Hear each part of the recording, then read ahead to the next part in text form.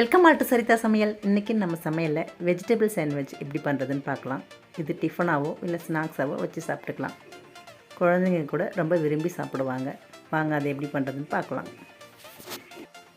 ஒரு மிக்சிங் பவுல் ஒன்று எடுத்துருக்கேன். இப்போது வெஜிடபிள்ஸ்லாம் நல்லா பொடியாக கட் பண்ணி வச்சுருக்கேன். இப்போது ஒவ்வொன்றா சேர்த்துக்கலாம். 2 வெங்காயம், ஒரு தக்காளி, ஒரு குடை மிளகாய், இது கூடவே ஒரு கேரட், இதெல்லாம் நல்லா பொடியாக கட் பண்ணி சேர்த்துக்கலாம். பொடியாக நறுக்கின கொத்தமல்லி இலை கொஞ்சம். இப்போ பார்த்திங்கன்னா மயோனஸ் எடுத்துருக்கேன். 1 கப் மயோனஸ் எடுத்துருக்கேன். நான் வந்து 150 கிராம் மயோனஸ் சேர்த்துக்கிறேன். மயோனஸும் வெஜிடபிள்ஸையும் நல்லா நம்ம மிக்ஸ் பண்ணி விட்டுக்கலாம். நான் எடுத்த மயோனஸும் வெஜிடபிள்ஸ்க்கும் அளவு கரெக்டாக இருந்தது. பாருங்கள், நல்லா மிக்ஸ் பண்ணி விட்டாச்சு. இப்போது இதை 10 நிமிஷம் ஊறட்டும், மூடி வச்சிடலாம். மிக்ஸி ஜார் ஒன்று எடுத்துக்கலாம். அதில் ஒரு கைப்பிடி கொத்தமல்லி இலை, இது கூடவே ஒரு கைப்பிடி புதினா இலை, 4 பச்சை மிளகாய் சேர்த்துக்கலாம். இது கூடவே ஒரு துண்டு இஞ்சி சின்ன சின்ன பீசஸாக கட் பண்ணி சேர்த்துக்கலாம்.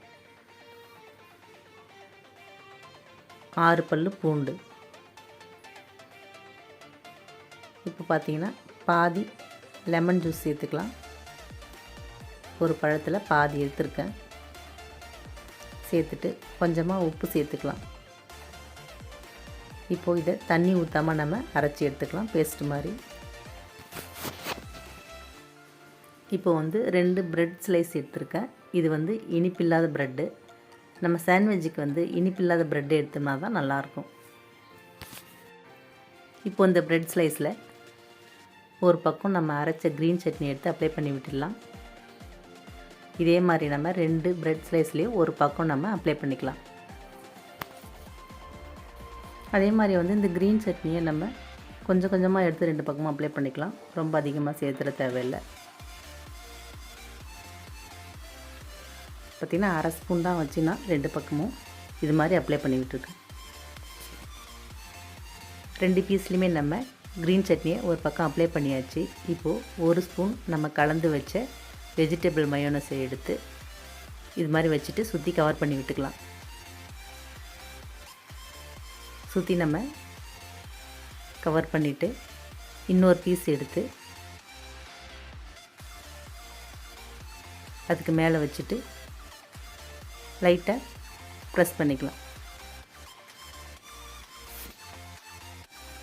தோசைக்கல் வச்சுருக்கேன். தோசைக்கல் நல்லா காஞ்சதுமே அதில் கொஞ்சம் வெண்ணெயை வச்சுட்டு வெண்ணெய் உருக்குனதும் இது மாதிரி நம்ம தோசைக்கல்ல அப்ளை பண்ணி விட்டுடலாம் வெண்ணெயை.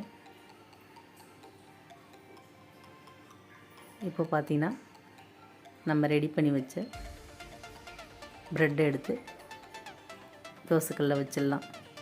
வச்சுட்டு இப்படி லைட்டாக ப்ரெஸ் பண்ணி விட்டுக்கலாம். இது ஒரு பக்கம் வேகட்டும்.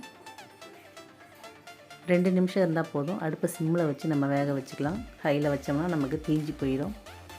அதனால் நம்ம சிம்மில் வச்சுட்டு வேக வச்சு எடுத்துக்கலாம். இப்போ ஒரு பக்கம் வெந்துடுச்சு, திருப்பி விட்டுடலாம். இப்போது இது மேலேயும் நம்ம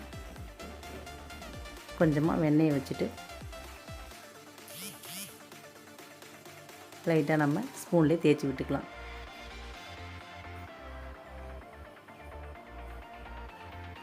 இதே மாதிரி நம்ம 2 பக்கமும் கொஞ்சம் கொஞ்சமாக வெண்ணெயை வச்சுட்டு நம்ம தேய்ச்சி விட்டுக்கலாம். இப்போ இதை திருப்பி விட்டுக்கலாம். இப்போ இந்த பக்கமும் கொஞ்சமாக நம்ம வெண்ணெய் வச்சு ஸ்பூன்லேயே லைட்டாக தேய்ச்சி விட்டுடலாம். இப்போது இதையும் ஒரு வாட்டி நம்ம திருப்பி விட்டு எடுத்துக்கலாம். அவ்வளோதான். இது 1 நிமிஷம் போல் வச்சுட்டு நம்ம எடுத்துடலாம். அவ்வளோதாங்க. ரொம்ப ரொம்ப சுவையான வெஜிடபிள் சாண்ட்விச் சூப்பராக தயாராகிடுச்சு. இப்போ இதை நம்ம ஒரு நைஃப் வச்சு இது மாதிரி கட் பண்ணி விட்டுடலாம். அவ்வளோதான். இது கூட நம்ம டொமேட்டோ சாஸோ இல்லை சில்லி சாஸோ வச்சு சாப்பிட்டோம்னா ரொம்பவே டேஸ்ட்டாக இருக்கும்.